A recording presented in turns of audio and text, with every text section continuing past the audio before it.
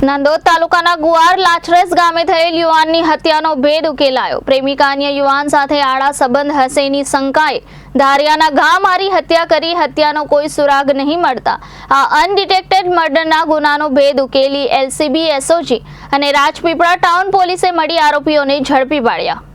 બનાવની વિગત એવી છે કે ગુવાર ગામે રાહત ભીખા મના તડવીના 30 વર્ષીય પુત્ર મિતેશ ગત 9 જુલાઈ 2024ના રોજ ઘરેથી સાંજના 5:30 વાગ્યાના અરસામાં લાછરસ ગામે વાળ કટિંગ કરાવવા માટે ગયા હતા અને ત્યારબાદ મોડી રાત સુધી પોતાના ઘરે પહોંચેલ નહીં હોય, જેથી રાત્રિના તેમના ઘરના સભ્યો દ્વારા શોધખોળ કરતા કોઈ પત્તો જડ્યો નહીં અને જોકે બીજે દિવસે 10 જુલાઈના રોજ લાછરસ ગામથી ગુવાર ગામ તરફ જવાના રસ્તાની બાજુમાં મિતેશની હત્યા કરાયેલી હાલતમાં મૃતદેહ મળી આવ્યો હતો। ત્યારબાદ મૃતક મિતેશની માતા સુમિત્રા ભીખા તડવી દ્વારા રાજપીપળા પોલીસ સ્ટેશનમાં હત્યાનો ગુનો અજાણ્યા શખ્સો વિરુદ્ધ નોંધી પોલીસે તપાસ શરૂ કરી હતી। જિલ્લા પોલીસ અધિક્ષક પ્રશાંત સુંબેની સૂચનાથી એએસપી લોકેશ યાદવના માર્ગદર્શન હેઠળ એલસીબી તથા એસઓજી તથા રાજપીપળા પોલીસ ટીમ દ્વારા અનડિટેક્ટેડ મર્ડરના ગુના કામે લાગ્યા હતા અને લાછરસ તથા ગુવાર ગામ રોડ પર આવેલ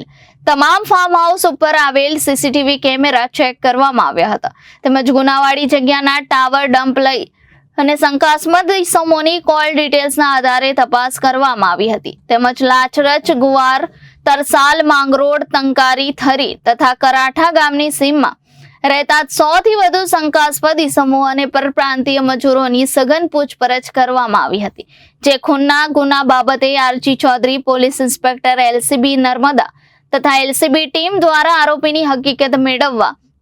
બાતમીદારોને સમજ આપવામાં આવેલ હતી, જે દરમિયાન હ્યુમન સોર્સિસના આધારે ચોક્કસ બાતમી આધારે લાછરસના ઈશ્વરભાઈ ઉર્ફે ગુલો રમન તડવી અને નૈનેશ ગોપાલ તડવી તથા ડભોઈ થુવાવીની જ્યોત્સના ચંદ્રકાંત તડવી જે હાલ લાછરસ રહે છે આ ત્રણની પૂછપરછ કરી ત્યારે લાછરસ ગામની જ્યોત્સનાબેન સાથે આરોપીના પ્રેમ સંબંધ હોય મરણ જનાર મિતેશ તડવી પોતાના ઘરે આવી જ્યોત્સના સાથે બેસેલ જોઈ તેની સાથે પણ આડા સંબંધની શંકાએ આરોપી ઈશ્વર ઉર્ફે ગુલાને શંકાએ પોતાના ઘરે બોલાવી મિતેશને તેના ઘરે ગુવાર ગામે મૂકવા જવાનું બહાનું બનાવી મિત્ર સાથે ભેગો થઈ રસ્તામાં ધારિયાના ઘા મારી મોતને ઘાટ ઉતારી ભાગી ગયો હતો। क्या गुना हुआ और कैसे डिटेक्ट हुआ? ये 9 जुलाई 2024 को यह गुना गुआर गांव के सीम में हुआ था।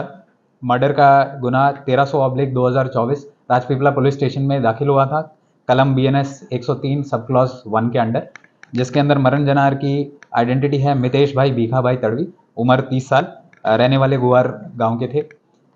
इनका मर्डर अभी एलसीबी की टीम, एसओजी की टीम और राजपीपला पुलिस स्टेशन ने मिलकर इस गुना की डिटेक्शन की है। Human intelligence, technical surveillance as well as FSL की मदद से इस गुना को हमने डिटेक्ट किया है।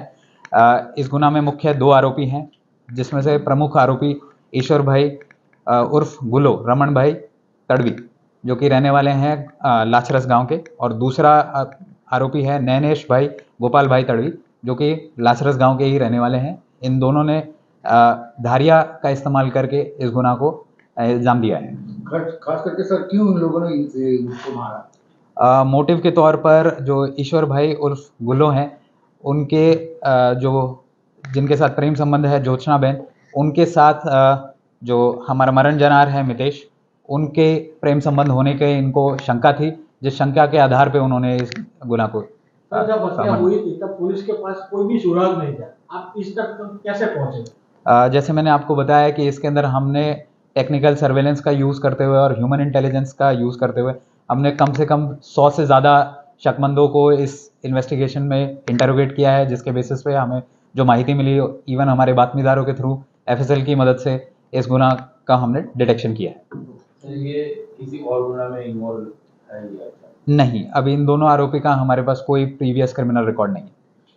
उन्होंने कबूल कर दिया सर? हाँ जी, दोनों आरोपी ने कबूल किया है अपना अपना रोल इस गुना में। रिपोर्टर विरल गोहिल, जनादेश न्यूज, भरूच।